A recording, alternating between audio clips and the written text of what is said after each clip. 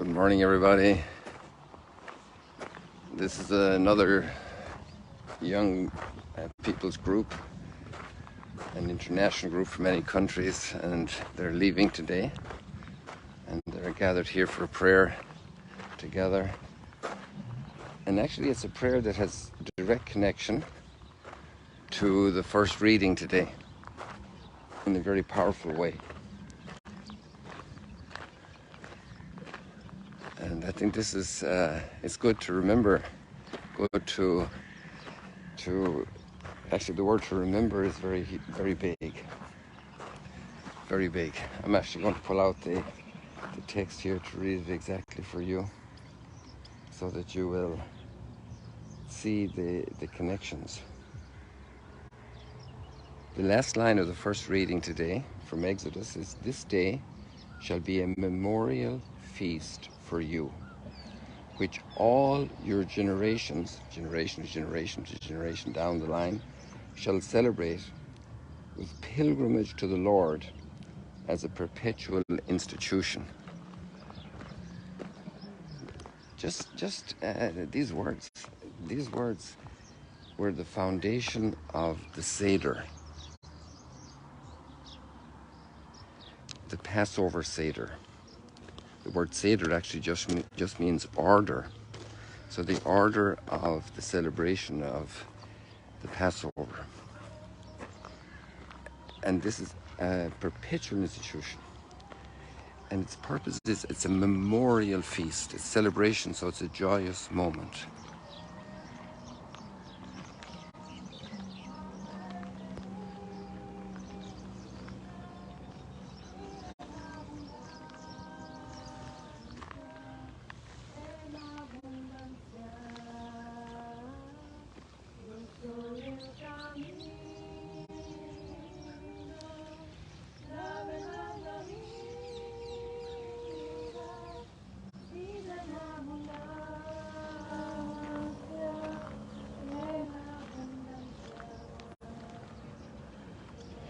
So what's going on?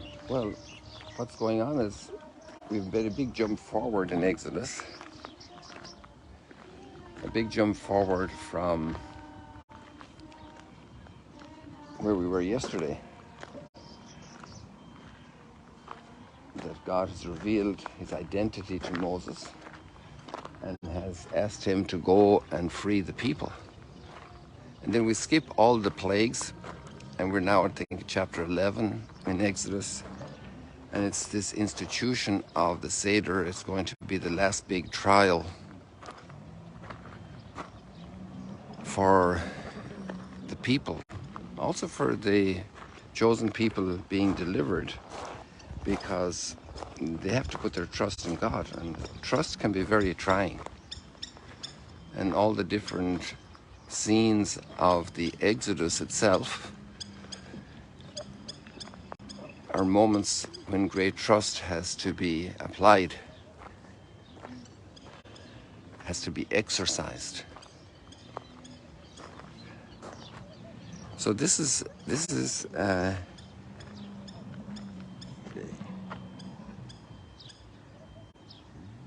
recognition that actually salvation and freedom from slavery is not their own doing. So let's go down through it a little bit slowly. The Lord said to Moses, "This month shall stand at the head of your calendar." So it's also going to be the beginning of a new time, a new yearly remembrance. You shall reckon it the first month of the year. So it's said twice, the head of your calendar, the first month of the year.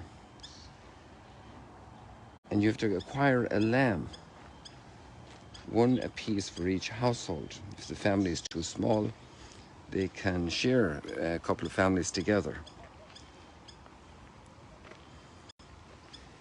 in proportion to the number of the people who partake of it. The lamb must be a year-old male without blemish.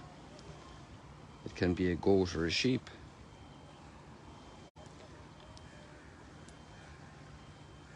And there's instructions for how it should be prepared and slaughtered and prepared.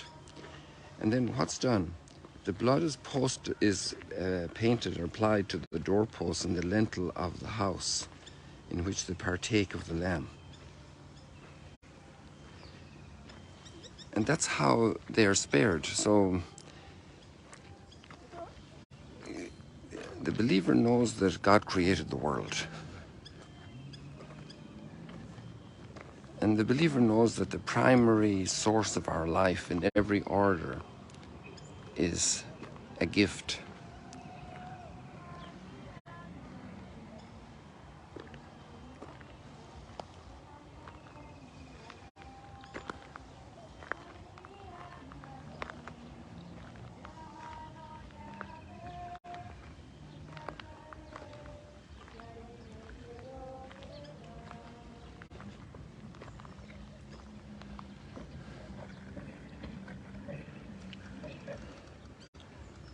And when you have a gift, you say thank you and you celebrate. So it's a thanksgiving.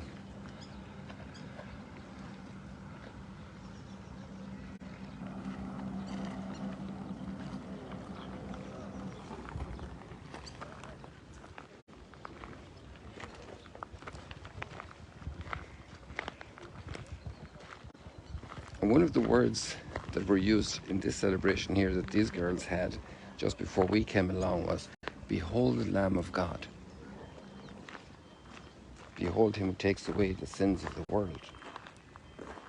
And there you see the deep roots. And this Eucharistic celebration was born at the Last Supper, which was a Seder.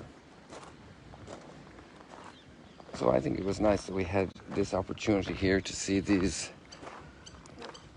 young people from so many different countries carrying out something that was originally established in chapter 11 of Genesis. And this will be celebrated in every single community throughout the world of those who believe as Christians since the very beginning. On the first day of the week, Jesus broke the bread, and they recognized him in the breaking of the bread after the resurrection. It's important for us to recognize each other, to recognize the relationships we have. We didn't start yesterday. We didn't start today. Our life doesn't start with the discovery of America or with, I don't know, you can put any major event in history, the French Revolution or space exploration. Our life started a long time ago. And we're sitting on a chain of events. We're the fruit of a marvelous gift handed on from generation to generation through time.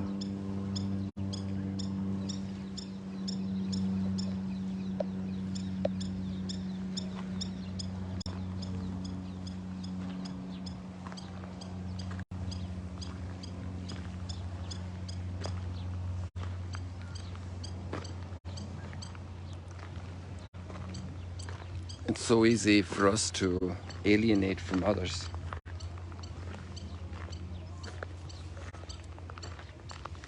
As was the unease in Egypt at this time. People enslaved, cruelly treated, in need of liberation.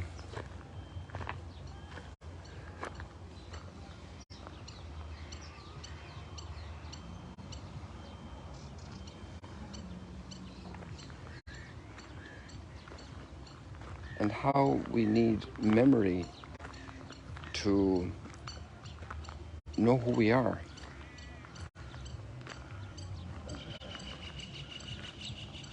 Memory is core to identity, to remember. A perpetual memorial. To remember the history of a country is very important.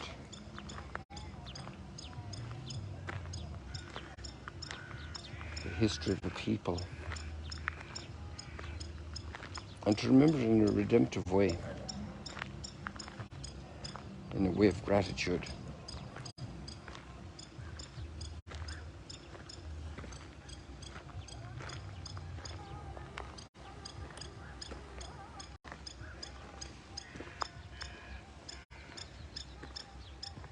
And we've moved on in the gospel reading today.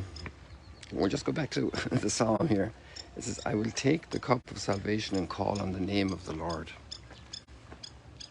And this is actually what's happening. This is what's happening at the Seder every year. I will take the cup of salvation and call on the name of the Lord. And this is what's happening in the Eucharistic celebration with the bread and the wine.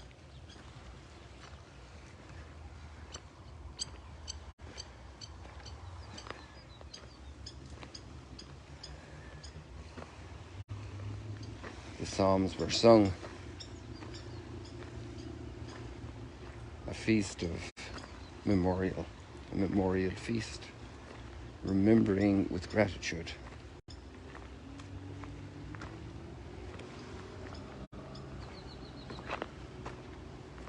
And in the psalm that we have, there's another line that's very interesting there, because it's very much what we do in the Eucharist.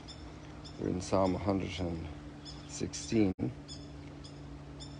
it says, to you will I offer sacrifice of thanksgiving.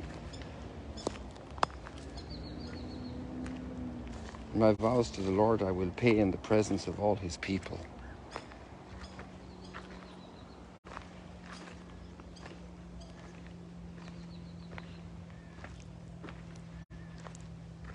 That personal union, that covenant, what I have agreed to do, what I've committed myself, how I've committed myself to live. I will live like this. I will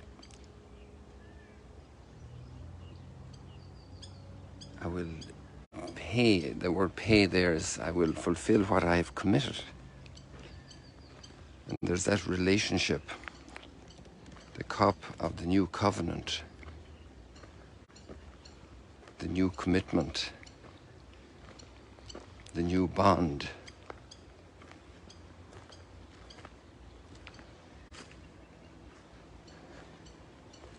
What a great contribution to human society and universal fraternity this has become.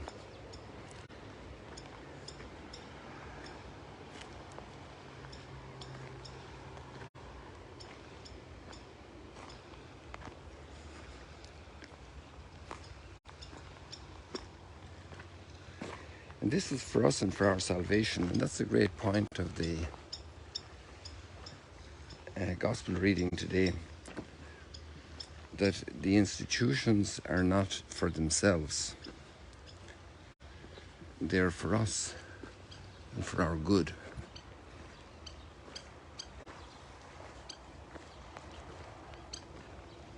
And sometimes we can have manners of being that need to be adapted and adjusted,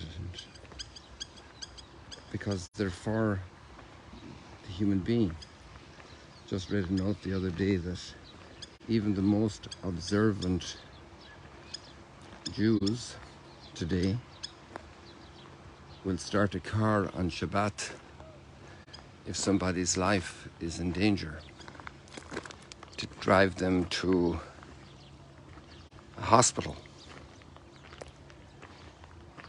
because it's for the human being. By the same token, we can become very legalistic and just serve the rules. It happens in corporate life, it happens in government life, it happens in taxation systems. And circumstances are often changing, and so laws need to be adapted to those changes while retaining the great principles of justice and love, concern for the poor and the weak.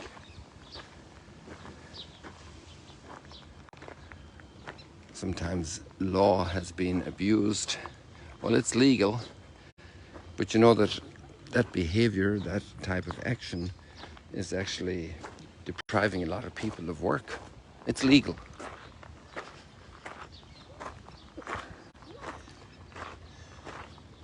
We have a lot of legalism in our society, also in Western society. A lot to work on there. So let's leave it like that for today. Wish you many blessings, lots of inspiring thoughts. Let's see what the next group will be doing here.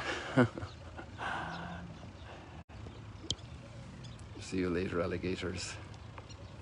We're actually going to have one of these days of the encounter that we've coming up. We're going to have an early sunrise Eucharist also here at the lakeside. God bless you. See you later, alligators.